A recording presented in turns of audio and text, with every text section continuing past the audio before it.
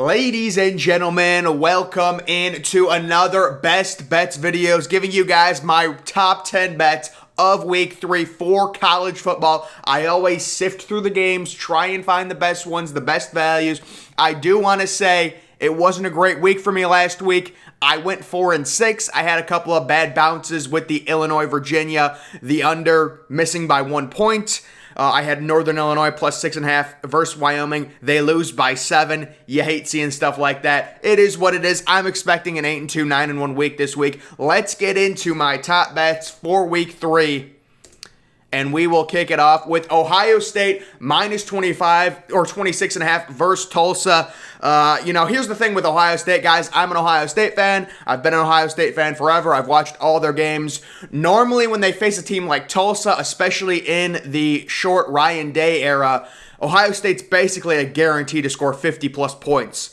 So the idea is, do you think Ohio State's defense, which is really bad, I know, do you think Ohio State's defense is going to allow 20-plus to Tulsa? Tulsa's starting quarterback hasn't thrown a touchdown pass this year. They lost to an FCS school week 1 in UC Davis. I just think 26.5. I know Ohio State's going to score at least 48 points. And it comes down to, is Tulsa going to be able to score enough to keep it within 26.5? There's some decent value, I would say, with Ohio State. Obviously, Ohio State has a lot better athletes on defense. The scheme, the coach, the defense coordinator, it's terrible, guys. I agree. There are so many issues with Ohio State right now. It's not like I would really advise betting them right now. It's risky, but 26.5 seems like good value based on their performance last week. I think the initial spread was Ohio State minus 31, and then after Ohio State had that performance last week, it's gone down to 26.5. Moving on to number 2, Buffalo plus 13 versus Coastal Carolina. I love this one. You're getting great value on Buffalo coming off a disappointing loss at Nebraska. A lot of people were in on Buffalo plus 13, plus 14 last week against Nebraska. They only put up 3 points. This Buffalo team is a really good MAC school, and I got to be honest with you guys, Coastal Carolina has really not impressed me. They beat Kansas, they backdoor covered the spread, but they're like allowing touchdowns to Kansas in the first, second quarter. What is going on with Coastal Carolina? If you're the 17th, 18th best team in the country, you should be beating Kansas 56-7. Okay, Kansas is by far the worst Power 5 team in college football. I love Buffalo. Preseason, I said one of my bold predictions, I had Buffalo beating Coastal Carolina straight up. If you got $50 or, maybe you want to go in on a crazy money line, Buffalo money line could be the play. They're at home, Coastal Carolina, good value. Buffalo coming off a disappointing loss. Moving on to number 3, Alabama at Florida, the over 58.5. I think Bama's like a 13, maybe they're a 15-point favorites over Florida. This is in Gainesville. I love the over. I'm expecting Bama to score 40+. Then it just comes down to, say, Bama scores 45. All you need is a few touchdowns from Florida. They do have, Emory Jones has kind of struggled. Anthony Richardson's looked really good. I think we see a lot of Anthony Richardson running the football this week. The over should definitely hit in that one. I think, by game time, that over could, that overall number could get pushed to 60, 61.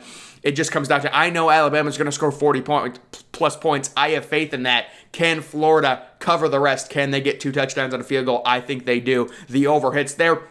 Number 4, Penn State minus 6 versus Auburn. I love this one.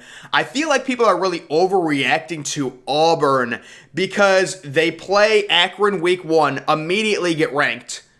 They play Alabama State week 2, move up the rankings. It's like Auburn has faced probably 2 of the worst teams you could possibly face in Akron and Alabama State. We really don't know anything about Auburn, and I really wasn't high on Auburn at all coming into this season. So Penn State minus 6 in the whiteout. People will say, well, Penn State's only 8-8 in the whiteout. I actually think that's a positive trend because they should be a lot better than that. The whiteout gives you such a home field advantage. They're due for a big win in the whiteout. I see them winning by double digits very easily. I'm a little bit concerned about Sean Clifford. My hope is Penn State produces a turnover early, gets a short field.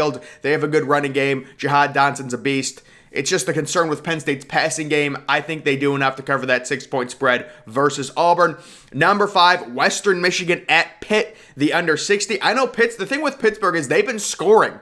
But this is a game, at Heinz Field. Maybe it's a cloudy day, a little mucky day. I believe it's a noon start time. I like the under. I like these two teams a little lethargic. Western Michigan is not a good MAC school. I think they're like this, probably like a mid-tier MAC school. And Pittsburgh's been really good, but I think, Pittsburgh's offense isn't as good as they've been. They're due for kind of maybe a 30 or 28 point output. Maybe they win like 28-10 or something like that. Lower scoring in this one, the under 60. I was surprised it was all the way up to 60. I guess that's because of how good Pittsburgh's offense has been. But I do have the under hitting in that one. Moving on to number 6, we've got Colorado -2 versus Minnesota. I also love the under in this game, but Colorado, I just think they're better than Minnesota. They played really well against Texas A&M. I said after Minnesota's loss to Ohio State, I wasn't buying them. I thought it was more of Ohio State playing bad than Minnesota playing good. We see what happens last week with Minnesota struggling against Miami of Ohio, who is not a good MAC school. So Colorado -2, low scoring game. Fun fact on this one, it's actually an 11 a.m. local start time. 1 p.m. Eastern. They're doing these games kind of in Denver there. Or in Boulder. Sorry, that game's in Colorado at their home. I know they played a neutral site game in Denver. That's at their home stadium, I think. So Colorado -2 versus Minnesota. BYU +3.5 versus Arizona State. I love this value for BYU.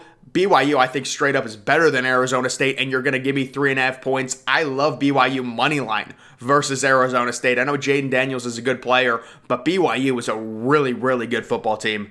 Moving on to number 8, Northwestern at Duke, the under 50. I was originally debating, placing a bet on Northwestern. Are they -3 at Duke? I think they are, but I was just like, screw it, I'll just take the under. These are two teams, not great teams, lethargic offenses. You're looking at like a 23-17 type game. That's a total of 40 points. I think the under easily hits at 50. Number 9, Utah State +8.5 at Air Force. Yes. This is just simply great value for Utah State. Great value. Utah State could very easily win this game outright, but that is phenomenal value. You're giving me 8.5 points at Air Force. I'll take that all day. That's a later start. I think it's like 8:30 on Saturday. And then number 10, this is probably my favorite bet of the week. Purdue at Notre Dame, the under 58.5. Notre Dame has really struggled to run the ball. I just think this is a 2:30 start time. Both teams lethargic. Notre Dame, I believe, wins, but this could be one of those, 24-17 type games. Love the under in this one.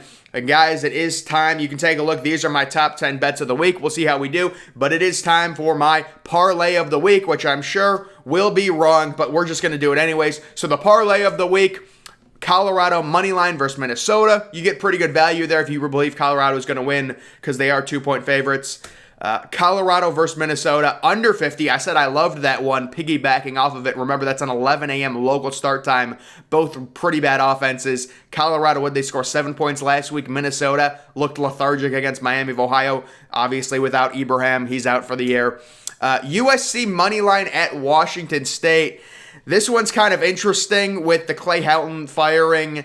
I would probably advise not betting this. I just saw USC was like 8.5 point favorites over Washington State, and I thought that was good value. They still do have a veteran quarterback, Drake London. They have the way better team than Washington State, but with Clay Helton being fired, that really affects kids. It really does.